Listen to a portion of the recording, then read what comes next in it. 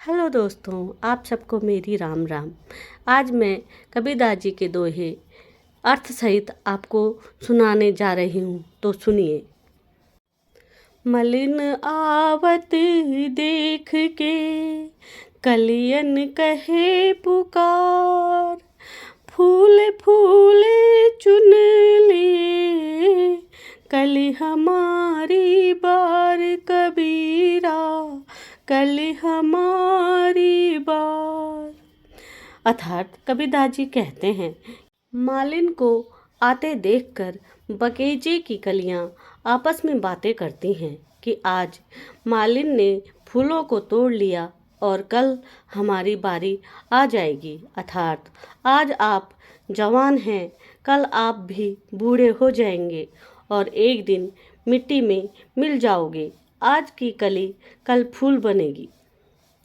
काल करे सो आज कर, आज करे सो अब, पर में पल्ले होएगी, बहुरी करेगा कब कबीरा, बहुरी करेगा कब।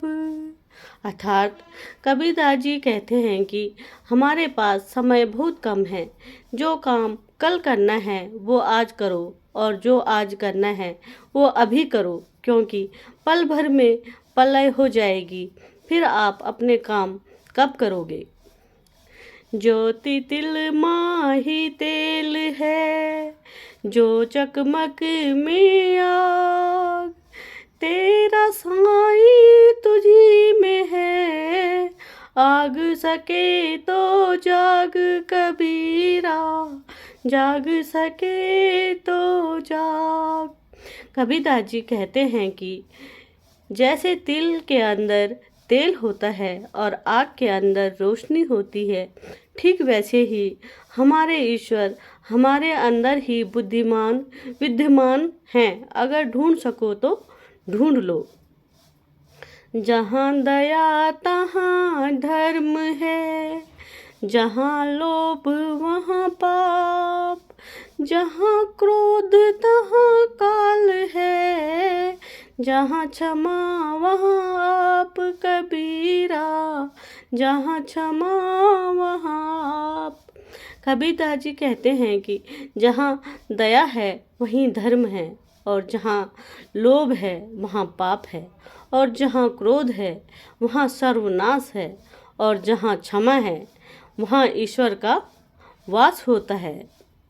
जो घट प्रेम ना संचारे, जो घट जान समान, जैसे खाल लोहार की, सांस लेत बिनु प्राण कबीरा, सांस लेत बिनु प्राण।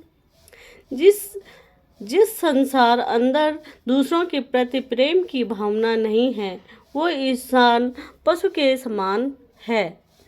जल में बसे कमोदनी, चंदा बसे आकाश, जो है जाको भावना, सोता ही के पास कबीरा, तोता ही के पास।